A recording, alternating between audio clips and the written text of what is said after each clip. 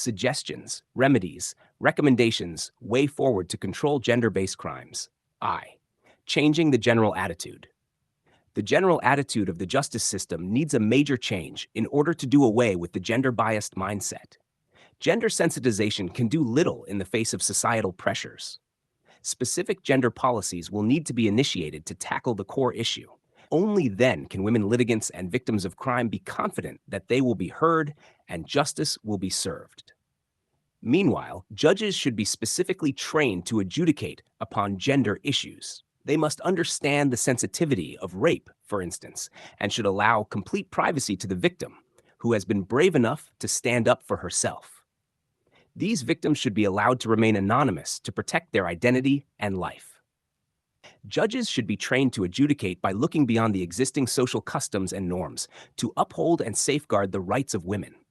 2. Equality or justice. Equality means equal opportunity for all genders in education, economy, politics, and society. There are no quota systems for females in the equality model. On the other hand, justice means facilitating the underprivileged sections of society, and women are certainly underprivileged in Pakistan. Pakistan has introduced a female quota in educational institutes as well as for jobs. More justice-based and gender-specific policies need to be introduced to uplift the status of women.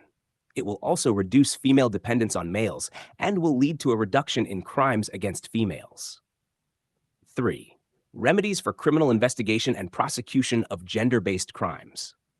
Gender-based crimes generally include honor killings, acid throwing, rape, sexual harassment, prostitution, forced marriages, and domestic violence. A. In Pakistan, there is a gender imbalance in the police force where most of the police force consists of males. There should be inclusion of more female police officers and female investigation officers in particular who may participate in the investigation of gender-based crimes.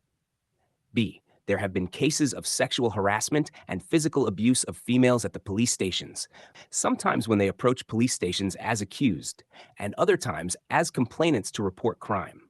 C.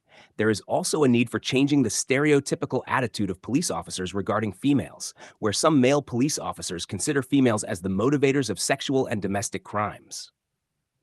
D. The ethical standards, integrity, and respect of all genders must be ensured during the investigation process. E. Pakistan's prosecution system is also male-dominated. More female prosecutors should be engaged in the prosecution of gender-based crimes where females are victims. F. There is also a lack of female judges in Pakistan's judicial system. More female judges should be recruited in order to create a gender balance in the judiciary. V. Legal and ethical guidelines for investigation of gender-based crimes. The treatment a sexual assault victim receives from first responders and investigators will likely impact their trust in the criminal justice system and their decision to move forward with their case or not. Therefore, it places a huge responsibility on the investigative bodies in order to ensure justice. Some legal and ethical guidelines and methods which could improve the investigation process are mentioned below. A. The case should be properly documented by documenting each report in writing. All reports should be taken as valid unless evidence proves otherwise. B. Victims of sexual assault may recant or decline prosecution for various reasons. A victim's reluctance to participate is neither indicative of a false report nor reason to forego a strong, evidence-based investigation. C. Strong sexual assault cases require strong written reports. A thorough report will identify on-scene evidence and document details from the victims' and suspects' accounts of the incident. This will assist those investigating to overcome consent challenges and serve to refresh memories for court testimony. D. When writing the report, ask the victim to describe the assault, listing as many details and feelings as possible. It is critical to capture the details necessary to establish elements such as premeditation by the perpetrator, coercion, threats and/or force, and traumatic reactions during and after the incident. E. Document the elements of the crime by asking the victim to tell you what they thought, felt, and feared at the time of the assault. F. Silence is not consent. Detail and corroborate what no looked or felt like for the individual victim in your report. G. Create a timeline to show trauma post-assault behavior of the victim in context of previous behavior. H. If the facts obtained from the investigation indicate the use of force by the perpetrator, document using language that reflects this. I. The treatment the victim receives during the interview may impact the victim's decision to go forward with the case. J. Provide the victim with information on how to obtain medical treatment and undergo a forensic exam, and explain the medical significance of a sexual assault forensic examination. K. Strong sexual assault investigations are supported by physical evidence and do not rely solely on the victim or the perceived credibility of the victim.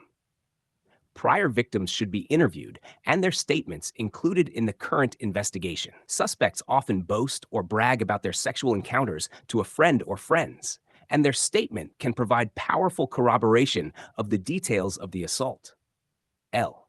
There is also a need to establish and train officers on proper guidelines and procedures, and create a system to review the coding and clearing of sexual assault cases with particular attention to reports determined to be false or unfounded. Conclusion. Better understanding of the causes of violence against women will be useful in designing both prevention programs and interventions with offenders. Criminological research has studied the progression of criminal careers. Yet little research has considered the development of violence against women and whether pathways to violence against women are similar to the development of other violent behaviors. Nor is it known if physical and sexual violence against women develop in a similar manner and what the nature and extent of the relations among them are. Identifying precursors to violence against women may be important for early intervention and prevention efforts. Although some of the direct effects of physical and sexual violence on individual women have been fairly well documented, understanding indirect effects to victims, the consequences to women in general, and consequences to society as a whole is only beginning.